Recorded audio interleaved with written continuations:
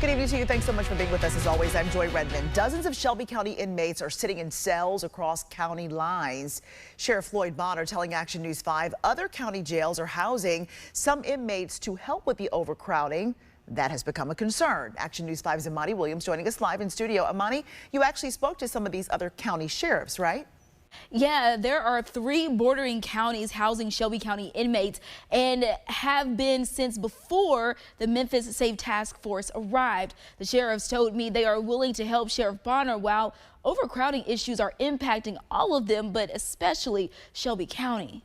As the number of inmates at the Shelby County Jail continue to grow past capacity, Shelby County Sheriff Floyd Bonner is asking for help from other law enforcement agencies. Sheriffs in the area that have taken inmates for us, not a whole lot, but any little bit would help. You know, if you take 20 of my inmates, then that's 20 beds that I have up on the floors. Sheriffs in Fayette, Tipton, and Haywood counties answered Sheriff Bonner's call.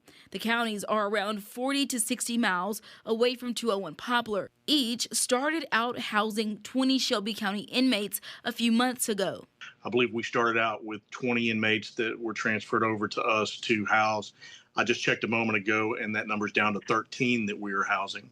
As some people have bonded out or been sent back to Shelby County, those numbers have decreased. Bonner says the jail needs all the help it can get right now and later. You know, as long as the surge is occurring, you know, we're going to have to continue to have conversations with our other law enforcement and correction partners. But right now, we're trying to get an immediate solution to alleviate the overcrowdedness in intake. Josh Spickler, executive director of Just City, a criminal justice reform organization, says the condition of the jail should be considered by judges. Why we are not releasing on recognizance more people, why our judicial commissioners and judges are not setting lower bonds and considering the conditions of the jail and the conditions of confinement and where people will be confined is beyond me. Even with dozens in other county jails and hundreds expected to be transported to state and federal facilities,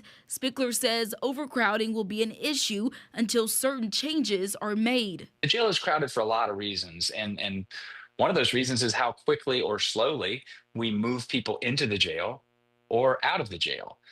It's not necessarily about the number of people brought to the jail. And before the Memphis Safe Task Force arrived in this community, the sheriff couldn't do that. But the average booking time was days.